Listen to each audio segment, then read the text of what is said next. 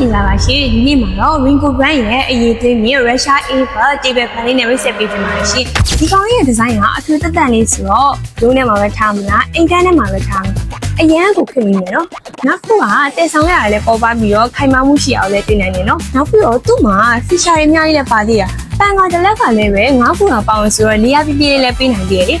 နောက်ခုက ultimate 24နာရီခံအောင်ခံတဲ့ battery လည်းရှိသေးတာနော်အလင်းအောင်ပေးနိုင်တဲ့ LED super light လေးလည်းပါဝင်တာဆိုတော့အရင်ကအဆင်ပြေတာပေါ့နောက်ဆုံးတစ်ခုကသူ့မှာ USB 5 output ပါဝင်တာဆိုတော့ဖုန်းအကုန်နေတော့မှဖုန်းအပြန်သွင်းလို့ရသေးတယ်လေ transfer ကိုလည်းထိန်းချုပ်လို့ရသေးတာဆိုတော့တီတီငင်ငင်လေးနဲ့အလောက်ကုန်နေတော့မှနားမနီးပဲနဲ့အေးအေးမြမြလေးဖြစ်နေမှာနော်ပစ္စည်းရဲ့အေးသူ့ကိုလည်းစိတ်ချရအောင်တနည်းတီတီအမကန်ပေးထားတာဆိုတော့စိတ်ချလက်ချနဲ့ယုံကြည်သုံးလို့ရပါတယ်နော်ကဲဒီတော့ position လေးနဲ့ quality ကောင်းပန်ကိုင်းတစ်လုံးရှာနေရဆိုရင်တော့ပြင်းမျိုးဖြစ်တဲ့ချောင်းနဲ့ပြည်တက်ကတော့အဝေးတင်မောင်ဖြစ်တဲ့က Galaxy Mobile ကိုယခုပဲနှမ်းလာဖို့ဖိတ်ခေါ်လိုက်ပါတယ်ရှင်အားလုံးကိုကျေးဇူးတင်ပါတယ်ရှင်